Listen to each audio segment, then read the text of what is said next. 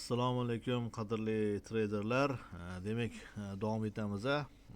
William Gunn texnikasi bo'yicha tillarni demak analiz qilishda davom etamiz. Xo'p, har doimgidek D1 grafik bilan boshlaymiz. Demak,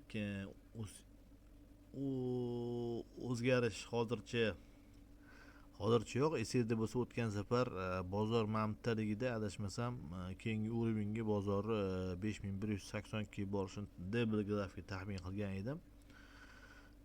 Hali ham bu prognoz aktualniy, то есть hozir mana bu разворотный zonada turib qolibdi. Vertikalniy разворот zonada ko'ramiz. Agar bugun erta borib qolmasa, agar qanaqadir konsolidatsiya bo'lishi mumkin, keyin baribir shu uровеньga borishini bozor taxmin qilyapmiz. Endi nima deyishimiz mumkin?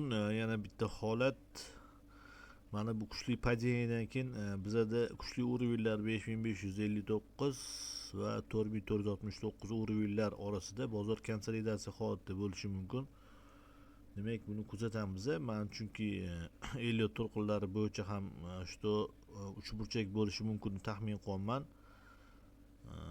A, B, C, D, E uchburchak, mana bunaqa uchburchak bo'lishi mumkin. Bu yerdan keyin yana dальнейший rost kuzatilishi mumkin. H1 time frame'ga o'tadigan bo'lsak, 1 soatlik time frame'da kutilganidek o'tgan safar esingizda bo'lsa, men bundan biza prognoz bergan edik, bozorni pastga отскок bo'lishini 3000 dan oshiq punkt ishlangan va bu yerdan bozor yana mana ahamiyat beringlar, mana bu vaqt bo'yicha разворот zonadan именно разворот olgan bozor.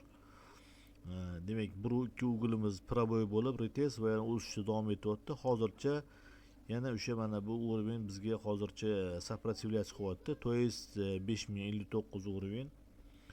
Va agar bu yerdan уже proboy bo'lib chiqadigan bo'lsa, скорее всего уже keyingi ugilga va уже bu yerdan sekin-asta yana maksimumni обновить qilishimiz mumkin. Xo'p, hozircha endi kuzatamiz. Qanaqa holat bo'lishi mumkin? H1 time frame'ida bozor demak kutilayotgan, demak bizada holat, birinchi holat keyingi ugilga bozorni borishi 1.4 ga.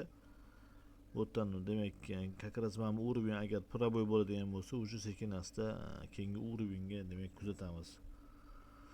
Hop, like bosishni unutmang, kanalga obuna bo'lib qo'ying. Demak, bizada onlayn o'quv kurslari ochilgan.